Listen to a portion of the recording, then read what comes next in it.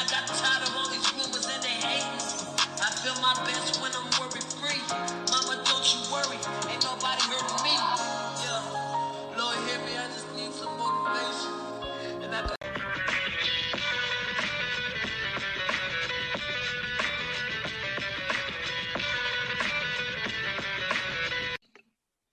Welcome, everyone, to the Hot Tag Hooligans Wrestling Podcast Show. Tonight with us, the one and only Robo, a Ginger himself, Gary J. Gary, how's it going, buddy?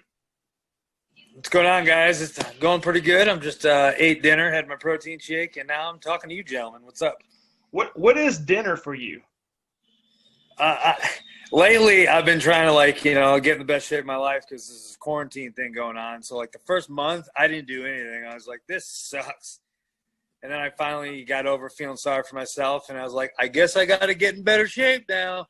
So I try to eat 3 times a day, and dinner usually is grilled chicken and a salad. Nothing crazy, nothing too expensive.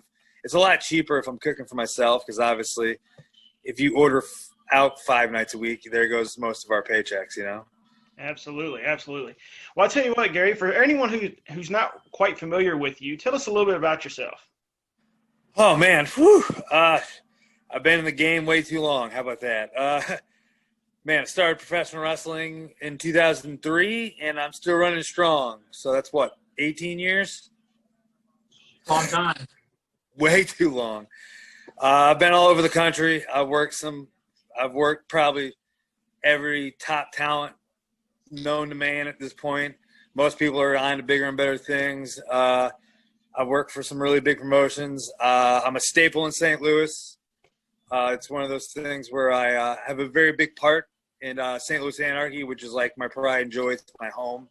Myself and a couple of my friends are pretty much the people that run it. I just happen to be more of a talent liaison because I travel so much and see so much talent, so I can kind of go, oh, they'd be good here, or they'd be good on the show. So that's kind of a outlook on who I am. I've been everywhere and continue to be everywhere as much as I can during the old COVID-19 bullshit, but I saw that you were born and raised, was it in Boston, then moved over to St. Louis area? Is that correct? Close. I do love Boston, and I'm very Irish, but I was actually born in Hartford, Connecticut, oddly enough. I wish I would just stayed in Stanford and hung out with Vince, but it didn't happen. So, yeah, I was born in Hartford, Connecticut. Then I moved to Massachusetts. I used to live in Fall River, Massachusetts. That's actually, I think, where Top Rope Promotions runs. I think Spike Dudley used to have something to do with that. I'm not sure anymore. And then from Fall River, Massachusetts to Fenton, Missouri. And now I still live in Missouri. I live probably about 5 minutes away from the St. Louis Zoo. God, I miss the zoo. It's been forever since I've been there. So I got a question for you. So I've been watching some of your stuff, kind of prepping for this, and I really like the hard hitting. I feel like you have this almost Street Fighter in a way persona. You're just tough as nails. You throw those stiff punches. I really like that. Is that something that you've done your entire 18 years, or is it something that's kind of evolved into what you are today? Oh, definitely evolved. When I first started wrestling in 2003, I was Gary the Barn Owl. Okay. So look that up. You'll find some very interesting old promo pics, and you're like, this dude looks like he's never eaten a day in his life. He doesn't belong in a professional wrestling ring. Now, you fast forward 18 years later, I evolved into that. I really didn't get comfortable into what my ring style was and who I really was as a character or a human being in the ring until maybe 3.5, 4 years ago.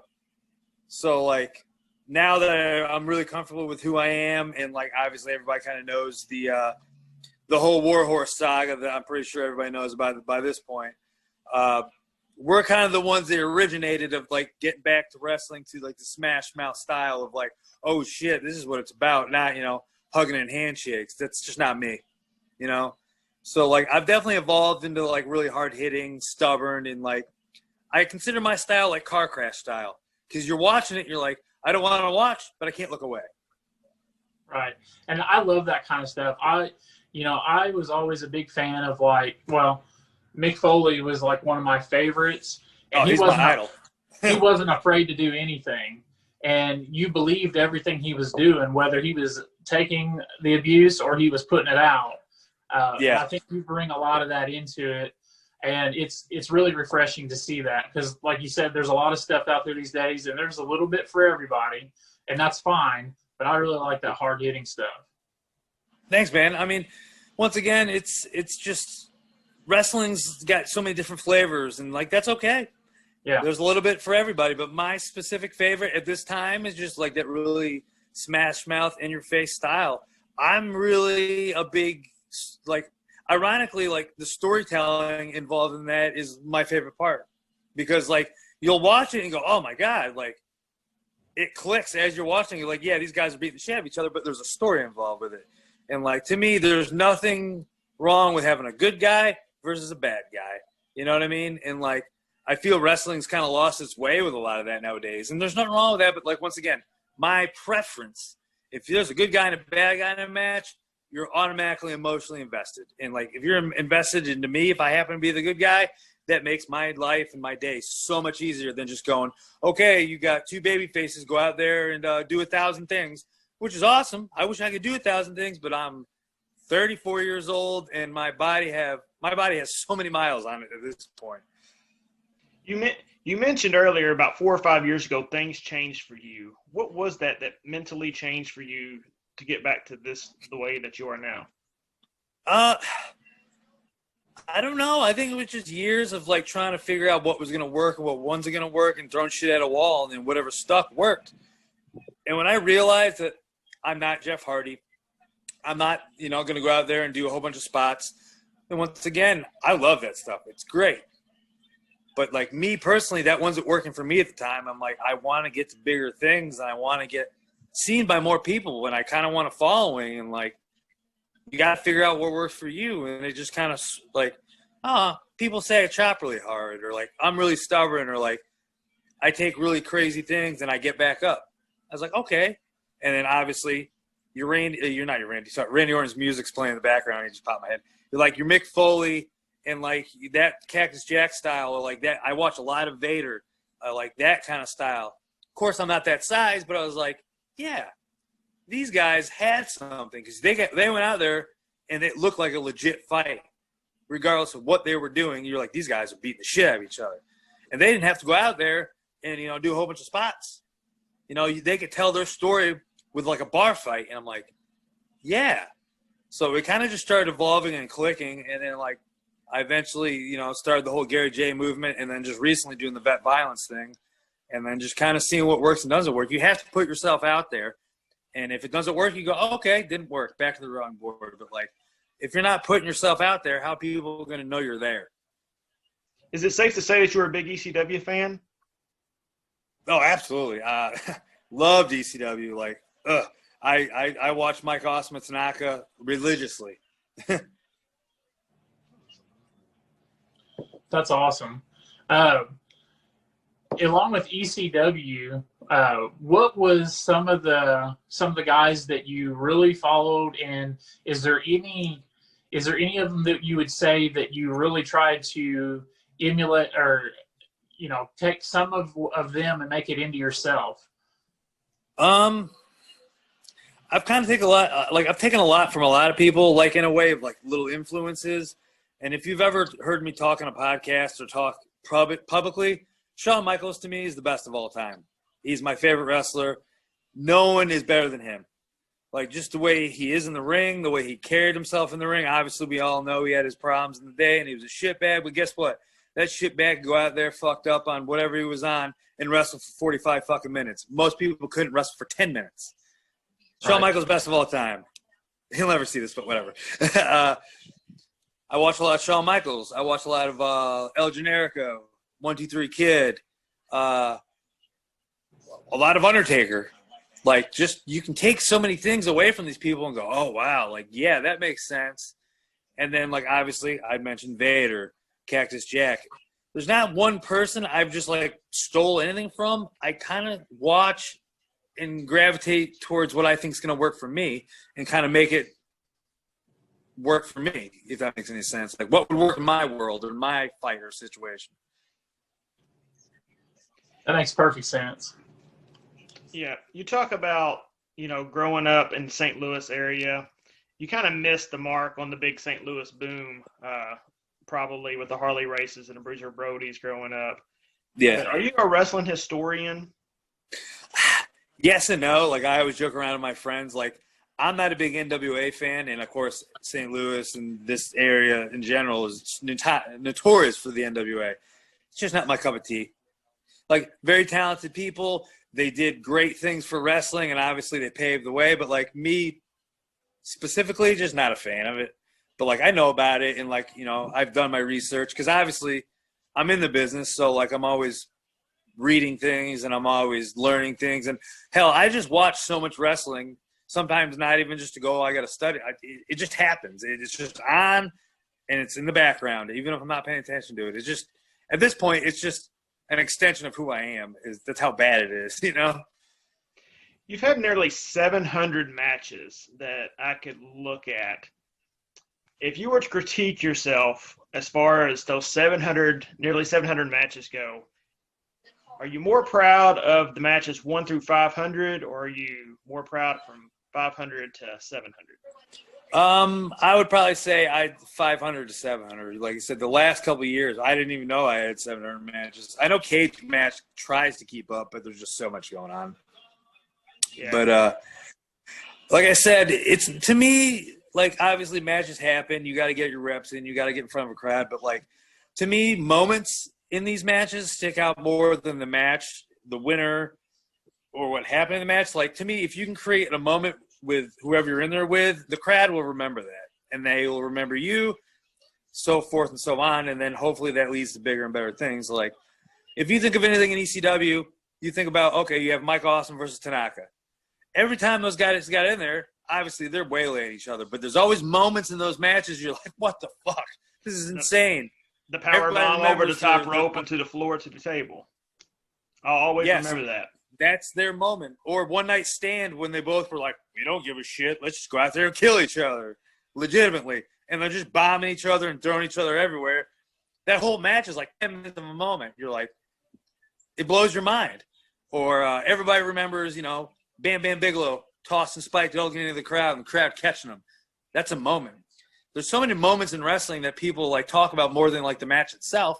And I feel moments are more important these days. And unfortunately, like, you got to play the game. Like, that's what gets over. So you talked about a lot of the, talent that you worked with that, are well-known names and things like that. Is there a few people that are still left, like, on your list that you would love to still work with at this point in your career? Oh, man. Yeah. That's kind of hard, though, because, like, at the point now, like, I like to work with anybody. I want to go out there and have a good match with anybody, regardless of what their experience is, what their name value is. Like, I want to be that guy on the show that you see my name on the card or on the bill. You're like, that's going to be a good match, regardless of who I'm in there with, because I should have that much, talent in myself to help this other person or them to help me. So, like, I guess, like, I don't know. Like, to me, obviously I would love to wrestle Masato Tanaka.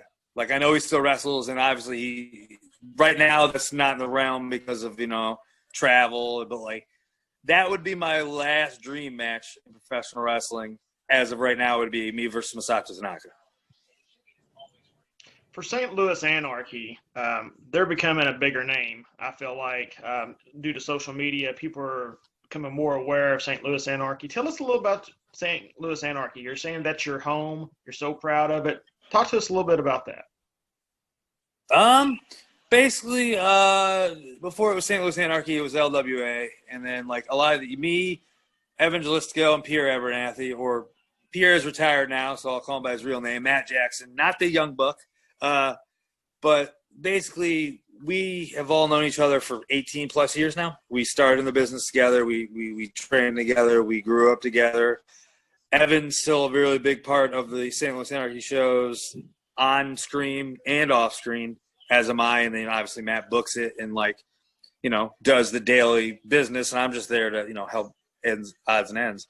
But, like, it went away. Like LWA went away, and then St. Louis Anarchy started, and then, like, we just kind of started getting this weird following, and like this cult following, as you know, the ECW marks will think and say, like, oh, we're like a cult now.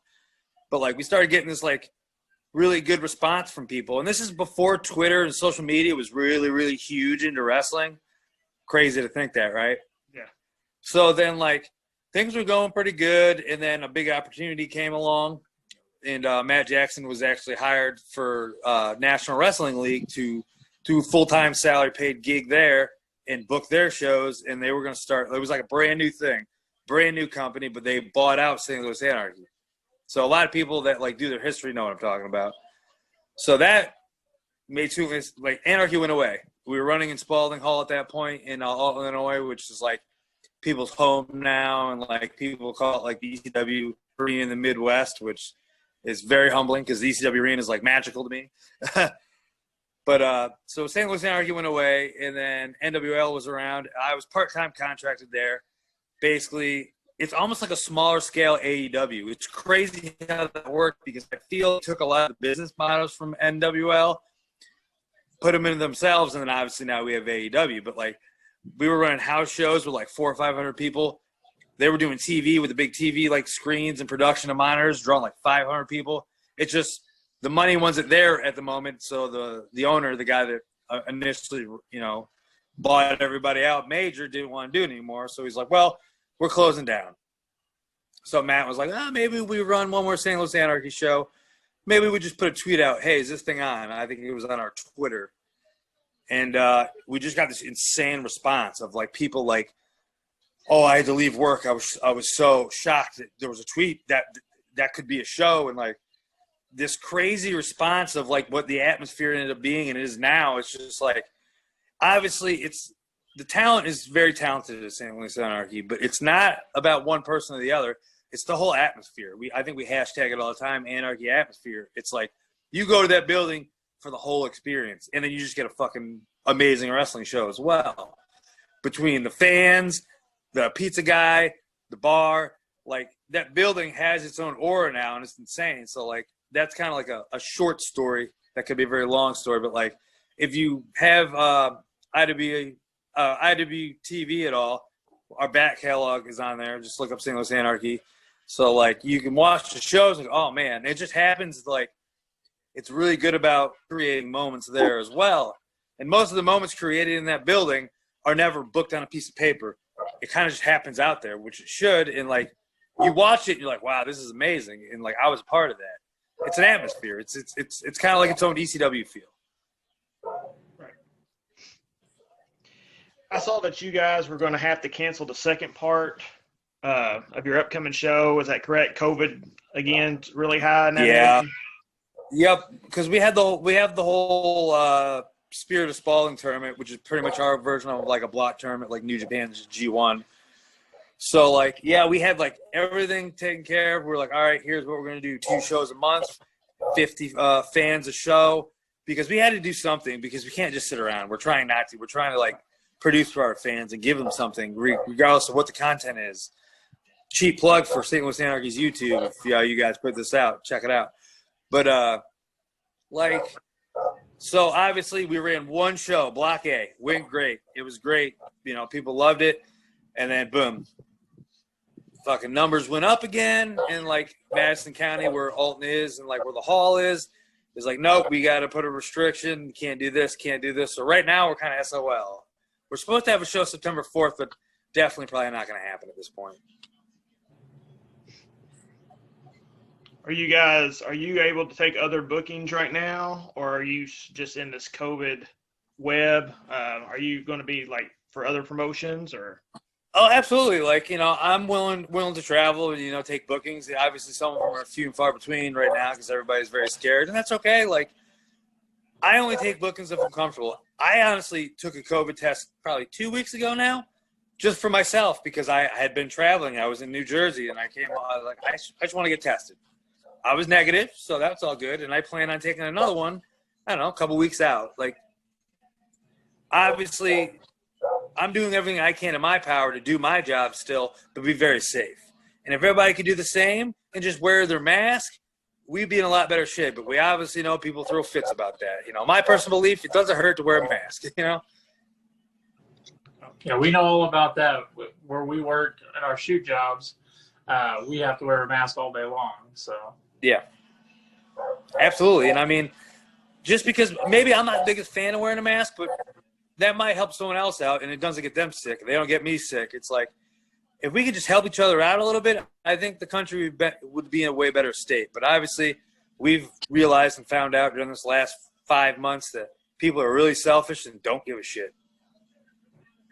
yeah. You talk about just wrestling in general and how you're open to wrestling anybody. I have noticed quite a bit that you are involved in some intergender matches. I know that's been a hot topic here recently on social media a lot. You a fan of intergender? Absolutely. I mean, if you're talented and you want to get in there and fight, let's fight. It doesn't matter what your gender is, what your race is. If you have talent, let's do it. One of my favorite matches, ironically enough, was Callie Ray at Ladies' Night, ironically, in Louis Anarchy. It's one of my favorite matches. It's just like, she's considerably, to me, to be one of the best in the world. Like, she's very talented, and like, to have that moment with her and just the way the crowd reacted to her, it's like, it doesn't matter what her gender is. She's talented. That's all that matters. Yeah, I 100% agree. I think a lot of people, I don't know about you, if you follow WWE and you're really into that product a lot, but I think a lot of people were hoping for that Charlotte Flair versus Randy Orton possibly was going to come with that whole Ric Flair storyline. I'm like you, if it's a good match and people put it on, I'm okay with it 100%. Absolutely. And like, I didn't even think of that. Like, I think Randy and Charlotte would be great. And I think we'll get there one day. It might take a little bit because obviously, like, I feel with the TV product right now, they're like, we got to do something, but we don't want to like blow our load and give everything away. And like, they just start Thunderdome, which I'm a big fan of. It's better than watching the PC.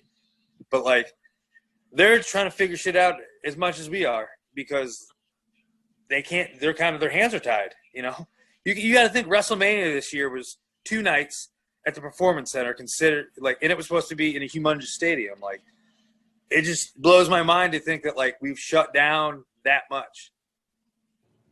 So talking about WWE, so I'm assuming you do follow it pretty closely. Yeah. Is it something that is that like the main focus for you as far as what's going on currently, or do you dabble into like pretty well everything? Like, I know, like, for me, I'm mainly WWE, but then now that AEW's around, I watch it as well, and then I try to catch up on what's going on Impact and what they're doing in New Japan in bits and pieces, but I don't actually spend as much time on them. WWE and AEW is my focus. Yeah. Kind of dabble in everything. Like, before COVID, like, I was traveling, 3-4 times a week and wrestling 3-4 times. But like, I was on the shows, but like, that's another thing. Like, I would watch the shows before or after my fight. If I was early on the card or open, I'd be done and I'd watch the rest of the show because I know what I was getting into if I was wrestling one of these people, or I just want to watch wrestling, learn, it's my craft. I want to get better at it. Between that and like, I try to spend 1 or 2 days out of the week watching wrestling. Even if I'm watching Raw, I'm just kind of watching, just like, okay. If I'm off on a Sunday, me and my buddy Sean Orleans will sit in the living room and watch like New Japan. Then we'll watch some really bad indie wrestling, and then we'll watch like whatever NXT did that week. I try to keep up with a little bit of everything, and I usually try to catch Dynamite as well. So like, there's a lot going on, like between my real life, trying to keep my game on this, and then like wrestling. But like, I squeeze it in there. I try to watch everything as much as possible and be on top of like who's really good and what's hot and what's not. 18 years basically on the road. How hard is that for you for your normal everyday life?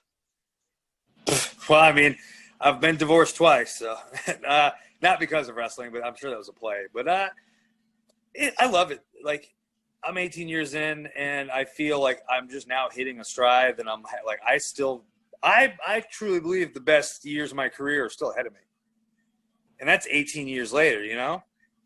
It's just how I feel. Like, I know a lot of people 18 years in, if they haven't been somewhere or they're not signed or they're not making $1,000 billion like they think, like they get discouraged and they quit. I get motivated. So I've motivated myself just to, you know what? It's okay to get a little down and frowny, but at the end of the day, you create anything you want. You got to work for what you want. This shit's not going to get back onto the road stuff.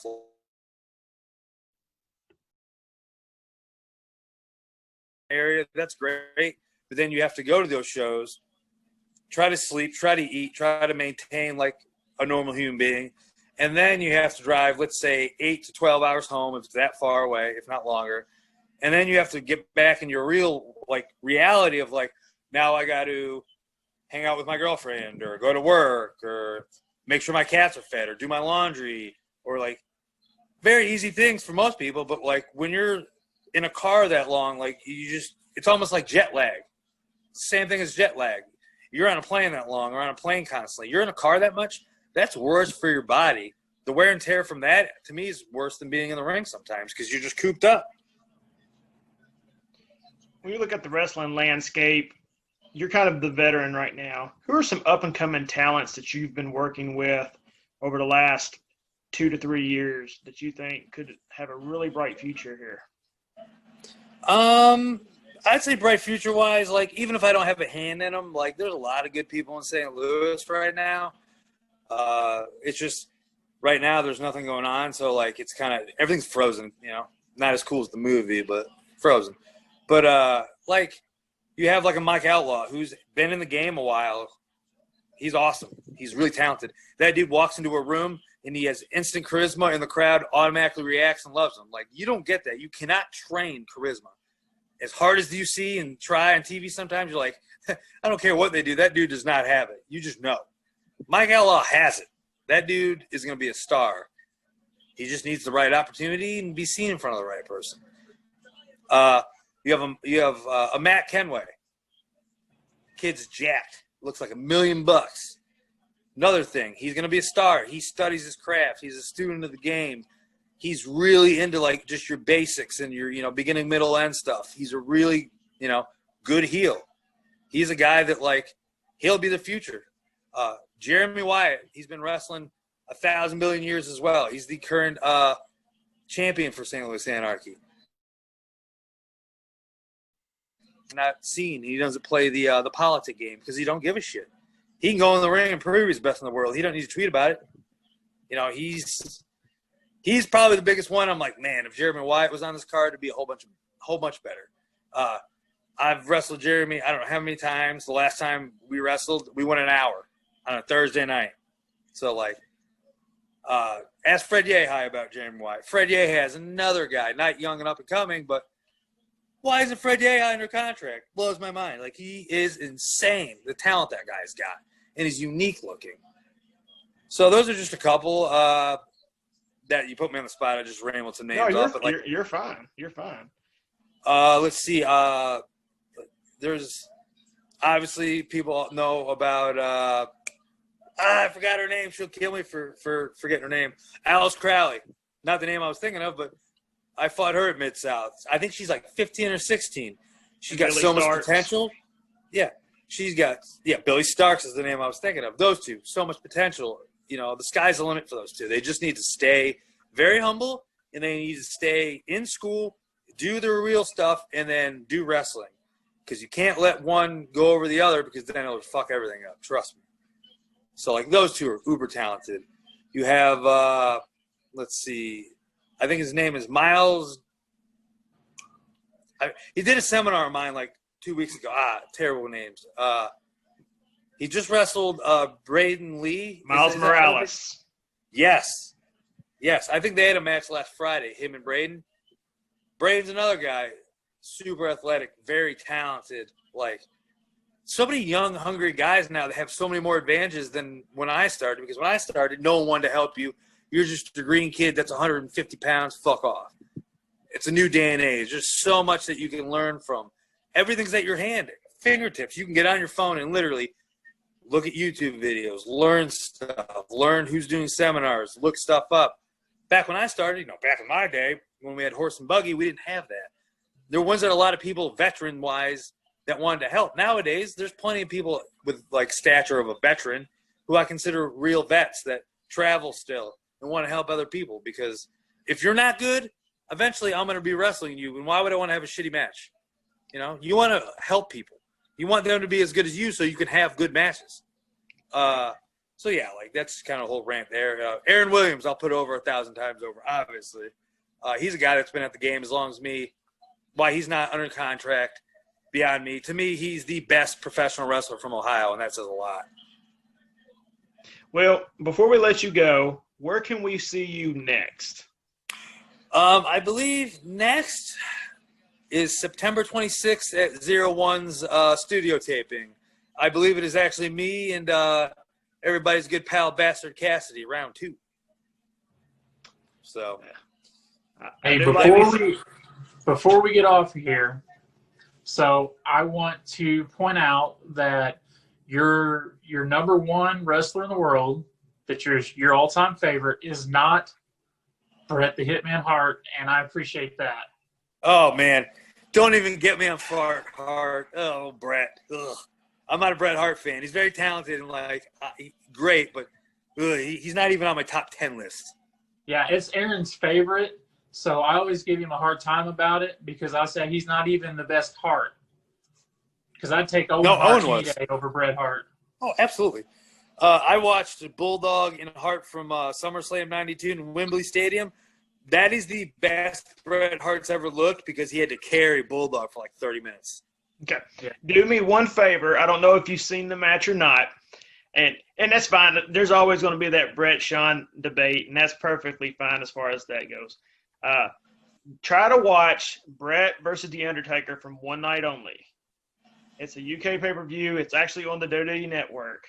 Yep. Is that the same one with the main events, Bulldog and Shawn? Yes. That is one of the most underrated Undertaker matches of all time. No one ever it's very good. Very good.